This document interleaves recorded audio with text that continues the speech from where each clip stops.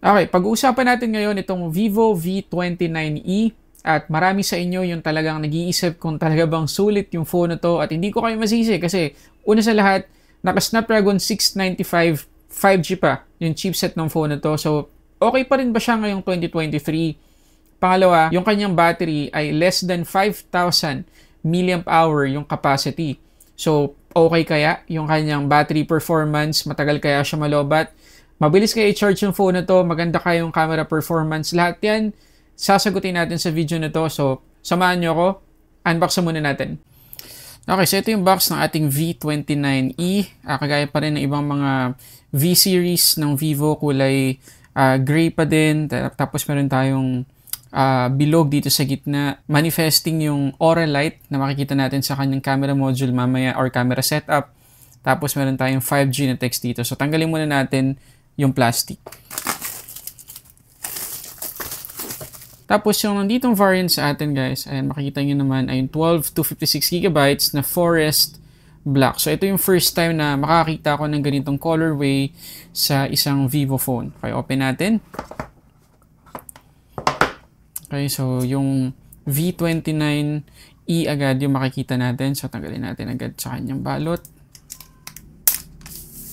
Okay, ito guys, yung forest black. Ang ganda guys. Ang ganda sa personal. Matte black siya. Tapos, ayun, syempre may pagka-green. Depende sa angulo. Ayun, no.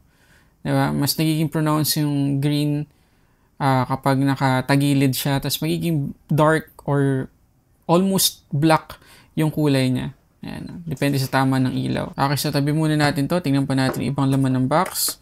So, syempre, nandito yung ating jelly case.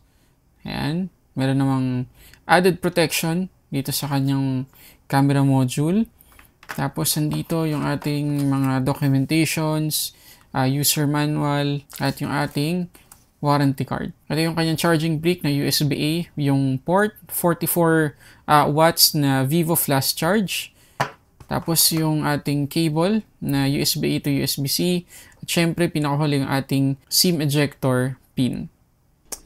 Okay, so kagaya na sinabi ko kanina, yung overall na itsura nitong forest black na V29e guys ay ang ganda talaga. Highly recommended kung sakaling gusto niyo nang bilhin yung phone na to. Go for the forest black kung gusto niyo ng recommendation ko. Pero syempre may iba pang colors dyan, yung rose gold tsaka yung ice creek blue. So pwede yung i-check yung link dyan sa description box sa baba para ma-check yung available colors. Okay? So makikita ninyo na flat yung sides natin. Dito sa may right side, meron tayong volume up and down buttons, pati yung ating power lock button. Dito naman sa may left side, wala tayong makikitang kahit ano. Makinis na makinis.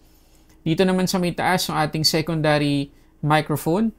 Tapos dito naman sa may ibad ng ibaba, yung ating SIM tray, main mic, USB-C port, at yung ating speaker. Okay, ito guys yung kanyang SIM tray. So makikita nyo naman na dual SIM lang siya. Ayan. So, hindi tayo pwedeng makapaglagay dito ng microSD card. Tapos, dito naman sa harap, makikita nyo na meron tayong punch-hole selfie camera na nasa gitna at meron tayong pre-installed na screen protector out of the box. So, mapapansin niyo guys, pagdating sa bezel, almost proportion talaga. Medyo mas makapal lang yun nandito sa baba compared dito sa may taas. Pero, hindi na sobrang obvious. Kaya parang sa unang tingin talagang pantay na pantay yung mga bezel ng phone na to, which is good. Okay, single firing speaker lang. Meron tayo dito sa V29e 5G. Yes, nakakalungkot yon dahil lagpas 15,000 pesos yung presyo ng phone na to. So, dapat sana dual speakers talaga inilagay dito ng Vivo. Pero, pagdating sa overall quality ng kanyang single firing speaker dito sa may ibaba, unang-una sa lahat yung lakas, okay naman, sapat naman, di naman ako nabitin. Pagdating sa quality, sakto lang din para sa presyo niya. Hindi nakakawaw, pero hindi ka rin naman madi-disappoint. So, okay lang. Pero pagdating sa immersion or sa pagiging immersive, kulang talaga kasi nga, hindi dual speakers. Tapos yung biometrics natin dito ay, ayan, in-display. Ayan, okay naman siya. Yung kanyang animation, hindi naman ganun kaarte. So, mabilis naman siyang ma-unlock. Ayan. So, accurate naman. Ngayon, para dun sa mga curious kung kumusta yung haptic feedback ng phone na to, okay naman guys.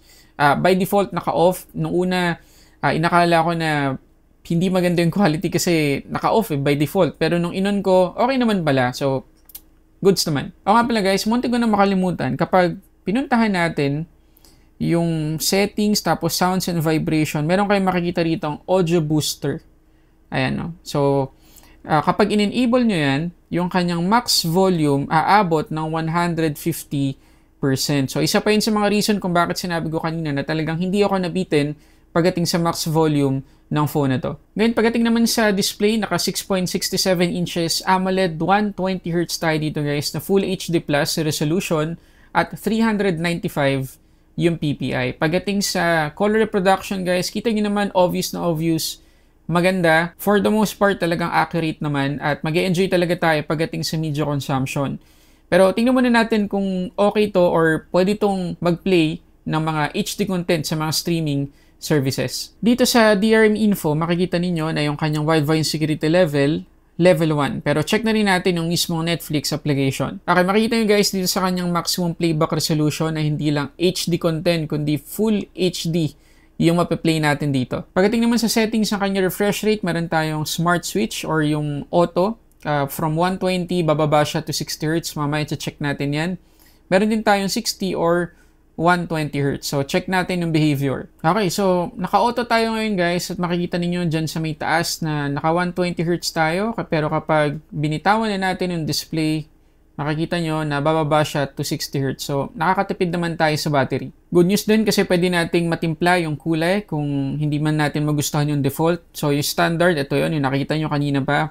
Pwede ding Pro or Bright para mas vibrant yung overall na kulay. Yung color temperature, pwede rin nating matimpla. Ngayon, pagdating naman sa performance, naka-Android 13 na tayo dito out of the box. FunTouch OS 13 yung kanyang skin. Tapos Snapdragon 695 5G yung kanyang chipset. 12GB of RAM yung nandito sa atin ngayon. At 256GB naman yung kanyang storage. UFS 2.2 na. Okay, so ito yung Antutu score na nakuha natin dito sa Vivo V29e. 447,734. So, guys, not bad, diba? Almost 500,000 yung nakuha nating score dito. So, hindi tayo mapapahiya pagdating sa performance. At yung thermals, makikita ninyo, ang ganda din. Kasi from 34 degrees hanggang 39 degrees lang inabot after ng wildlife stress test natin. So, tamang-tama lang. Pagdating naman sa kanyang battery consumption, makikita ninyo, after ng napakahabang test na yon, 3% lang yung nabawas. Okay, so sa ngayon guys, ang ipapakita ko muna sa inyong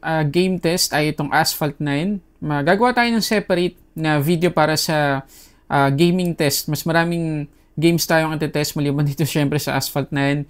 Kukuha din tayo ng mga updated benchmarks para dito sa V29e. Pero so far guys, dito sa Asphalt 9, makikita ninyo na smooth naman overall. Hindi niya na-generate lahat ng graphics. Ayan, makikita nyo naman.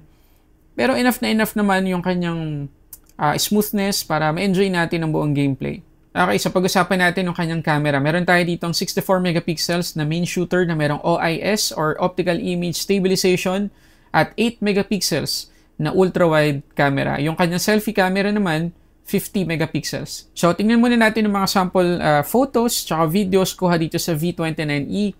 Pero gagawa rin tayo ng separate na camera review para dito sa phone na to para mas marami pa kayong makitang mga samples at yung talagang capability ng phone na to makita natin.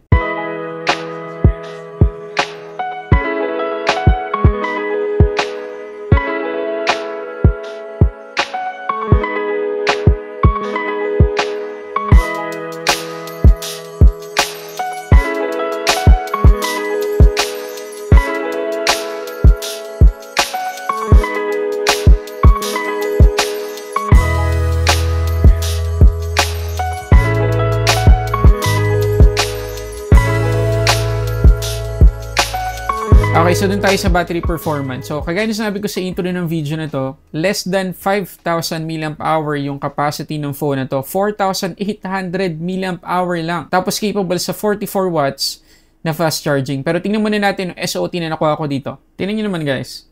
18 hours and 10 minutes. Grabe, kahit na walang 5,000 mAh yung capacity niya, less than 5,000. Pero grabe yung SOT na napiga natin dito. So pagdating sa endurance, maaasahan natin itong V29e. Ngayon, pagdating naman sa charging, 1 oras lang yung inabot from 19 to 100%. Okay, so sa tingin nyo ba sulit bilhin itong V29e para sa kanyang presyo, Comment kayo dyan sa baba. So kagaya na sinabi ko kanina, magkakaroon pa tayo ng dedicated camera review para dito sa V29e at dedicated gaming review para makita nyo talaga yung full potential ng phone na to. Pero so far guys, sa mga napag-usapan natin, ano masasabi nyo dito sa V29e? Comment kayo dyan sa baba. Maraming salamat sa pagsama sa akin dito sa video na to. Sana nakatulong to para makita nyo talaga kung sulit ba yung phone na to. So yun na guys, maraming salamat sa panonood para sa samot-saring unboxing reviews.